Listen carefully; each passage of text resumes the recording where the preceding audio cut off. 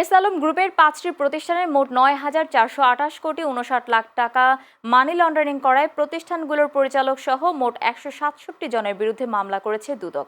আজ এক ব্রিফিংয়ে এ তথ্য জানান দুদকের মহাপরিচালক মোহাম্মদ আক্তার হোসেন। ঋণ জালিয়াতি, ক্ষমতার অপব্যবহার ও অপরাধমূলক বিশ্বাস ভঙ্গের মাধ্যমে ৯,৪২৮ কোটি ৫৯ লাখ টাকা আত্মসাতের অভিযোগে এস আলম গ্রুপ সংশ্লিষ্ট প্রতিষ্ঠানের শীর্ষ নির্বাহী ও জনতা ব্যাংকের ঊর্ধ্বতন কর্মকর্তা সহ ৩৪ জনের বিরুদ্ধে মামলা করা হয়েছে। দুর্নীতি দমন কমিশন মামলার এজাহারে বলেছে, আসামিরা পরস্পর যোগ সাজেশে বেআইনিভাবে ঋণের সীমা অনুমোদন, ঋণের শর্ত লঙ্ঘন এবং অতিরিক্ত ফান্ডেড ও নন ফান্ডেড দায় তৈরি করেছেন। এর মাধ্যমে রাষ্ট্রীয় মালিকানাধীন ব্যাংকটির বিপুল আর্থিক ক্ষতি সাধন করা হয়েছে।